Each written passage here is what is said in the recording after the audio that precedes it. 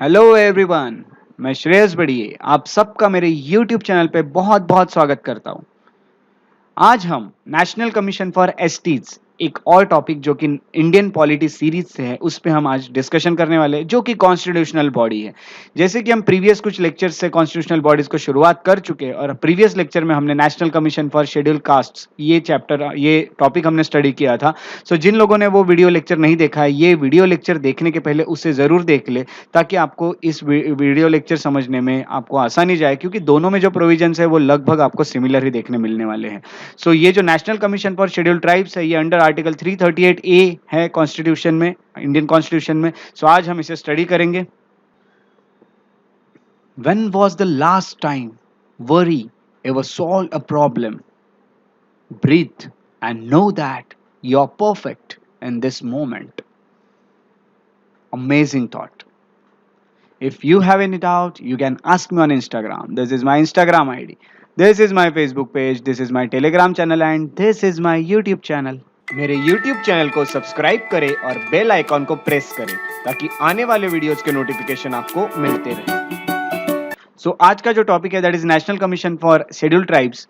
ये टॉपिक से रिलेटेड एक मेंस का क्वेश्चन जो मैंने बनाया हुआ है वो आप नोट डाउन कर ले, इसके ये लेक्चर देखने के बाद आप उसे लिख पाएंगे। The national commission for schedule tribes is a constitutional body that works to safeguard the interest of the schedule tribes in India. Discuss you have to write this questions answer in not more than 250 words. अब हम देख लेते हैं कि आज के इस lecture में हमें कौन कौन से टॉपिक कवर करना है। तो हमें कवर करना है इसका इंट्रोडक्शन, हम पढ़ेंगे सेपरेट कमीशन फॉर एसटीज, हम पढ़ेंगे फंक्शंस ऑफ द कमीशन, हम पढ़ेंगे अदर फंक्शंस जो दिए हैं वो, उसके अलावा हम रिपोर्ट पढ़ेंगे कमीशन का और हम पावर्स पढ़ेंगे कमीशन के कौन कौन से हैं। सो आइए हम शुरुआत करते हैं फर्स्ट टॉपिक से, दैट इज इंट्रोडक्शन। सो देख सकते हैं आपके बुक में ये 48 चैप्टर है जिसका नाम है नेशनल कमीशन फॉर एसटीज। आप सबके बुक्स ओपन है, नहीं भी आपके पास बुक्स है सो आप लोग जो जो पॉइंट्स को मैं हाईलाइट करूंगा एज यूजुअल आप उसे नोट डाउन करते रहेंगे या फिर आप आपके बुक में उसे हाईलाइट करते रहेंगे।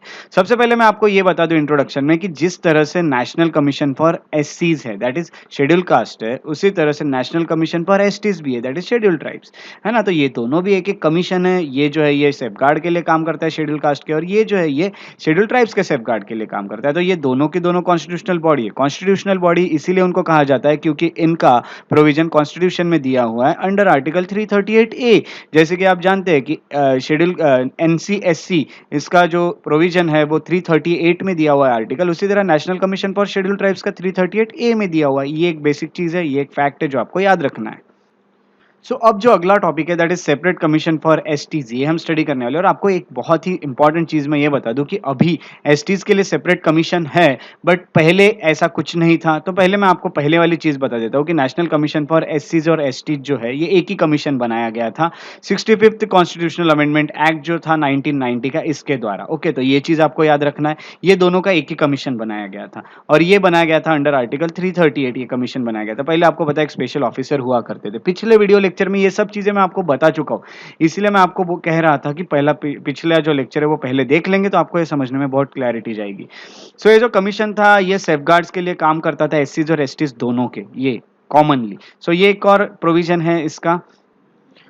उसके बाद मैं आपको ये बता दूं कि जो राइट्स है ना, देखिए यहाँ पे जो एसटीज है उनके जो भी राइट्स है उसको सेफगार्ड करना है, उनके इंटरेस्ट को सेफगार्ड करना है, उनका डेवलपमेंट करना है, वो ज़्यादा इफेक्टिवली हो पाए तो दोनों को अलग अलग होना पड़ेगा, दो कमीशन को अलग अलग रखना पड़ेगा। तो इसीलिए यहाँ पे ये डिसीजन लिया गया कि ये दो जो कमीशन है नेशनल कमीशन उनको बाइफर्केट कर दिया जाए, यानी नेशनल कमीशन फॉर एससीज और एसटीज को अलग कर दिया जाए। और एक तरह से ये सब काम किया गया by 89th constitutional amendment act of year 2003, अच्छे से याद रखेगा। और जब ये अमेंडमेंट किया गया कॉन्स्टिट्यूशन में तो एक नया आर्टिकल डाला गया, एक न्यू आर्टिकल डाला गया जिसको कहा जाता है 338 ए, जिसके अंडर एक सेपरेट कमीशन बनाई गई, नेशनल कमीशन बनाई गई for STs for scheduled tribes.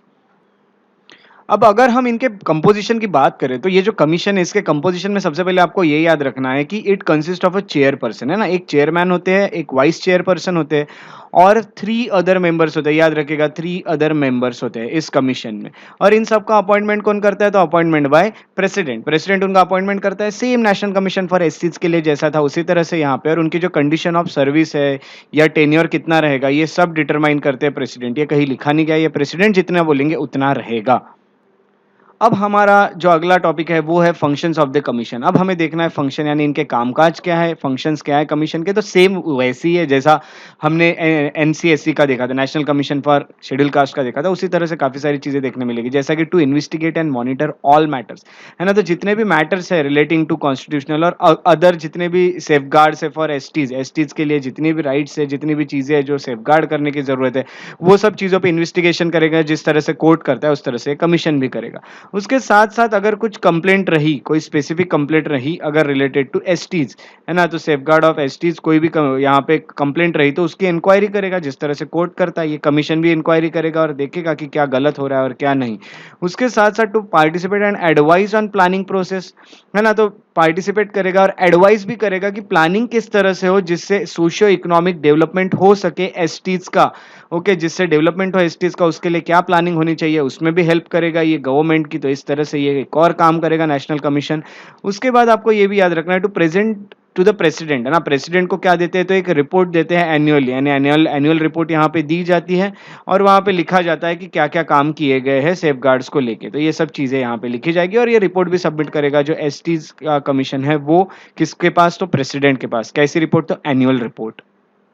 उसके बाद आप देखोगे अगला फंक्शन तो टू मेक रिकमेंडेशन, है ना? तो क्या मेजर्स लेने चाहिए, क्या स्टेप्स लेने चाहिए जिस यूनियन या फिर स्टेट ने, जिसके कारण जो भी चीजें हमने दी हुई है हमारे जितने गवर्नमेंट है या कॉन्स्टिट्यूशन से, कॉन्स्टिट्यूशन में जितनी भी चीजें दी है फॉर प्रोटेक्शन हो गया, वेलफेयर हो गया या सोशियो इकोनॉमिक डेवलपमेंट हो गया एसटीज का, उसके लिए क्या चीजें करनी चाहिए इसके बारे में रिकमेंड भी करेगा और क्या क्या काम करने चाहिए ये सब चीजें बताते रहेगा। किसको? यूनियन और स्टेट को। कौन? तो नेशनल कमीशन फॉर एसटीज।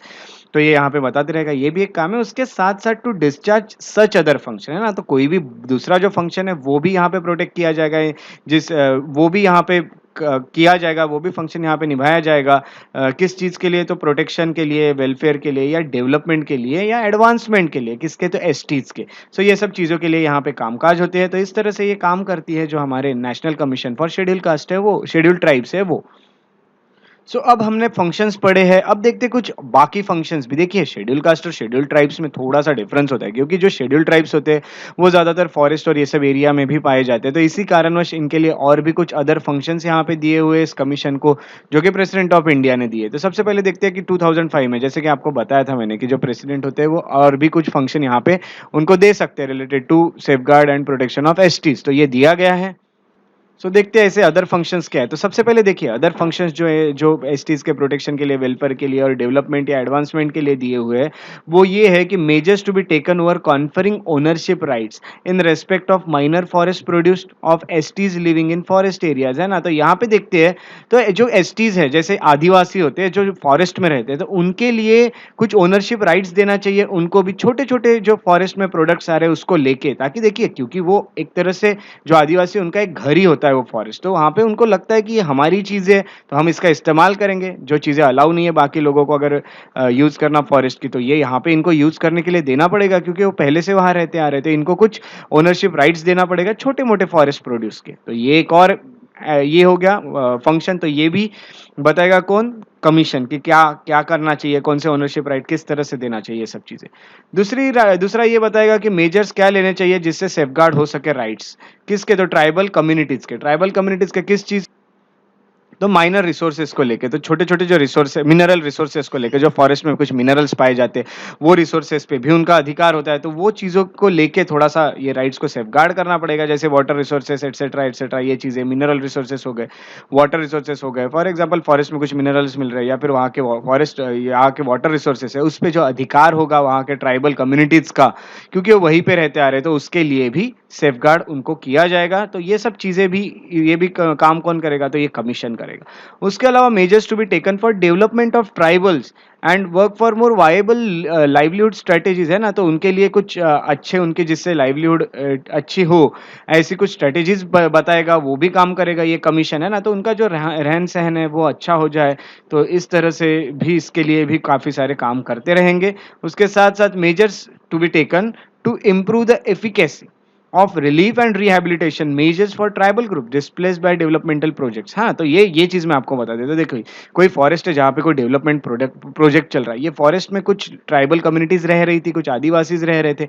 अब ये फॉरेस्ट पे डेवलपमेंट प्रोजेक्ट चलने के कारण ये फॉरेस्ट की जो जगह है ये खाली कर दी जा रही है। अब जब ये खाली कर दी जा रही है तो यहाँ के जो ट्राइब्स रह रहे थे यहाँ पे, उनको कुछ ना कहीं पे जगह नहीं मिल रही है। तो ये जगह देने का काम भी यहाँ पे एक फंक्शन होगा कमीशन का, जगह देना, उनको रिलीफ देना, है ना? तो जो भी चीज़ें उनकी ज़रूरत है वो सब उनको फिर प्रोवाइड करना, क्योंकि आप वो ट्राइबल ग्रुप्स को वहाँ से हटा रहे हो।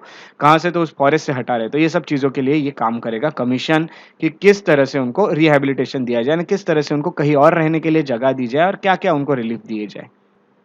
उसके साथ-साथ देखिए अदर फंक्शंस में तो मेजर्स क्या-क्या लेना चाहिए to be taken to prevent alienation of tribal people from land and to effectively rehabilitate such people in whose case alienation has already taken place, है ना? तो यहाँ पे एलिनेट कर रहे हैं अगर आप, यानी जो ट्राइबल पीपल है उनकी अगर कुछ लैंड है जो आप अपने पास रख रहे हैं गवर्नमेंट, तो उनको फिर कहीं और जगह देने का काम करेगा यहाँ पे कमीशन। उसके साथ साथ जो लोगों का एलिनेशन हो चुका है, जिनको उस जगह से निकाल दिया गया है या फिर हटा दिया गया है, तो उन लोगों को भी एक जगह दी जाएगी।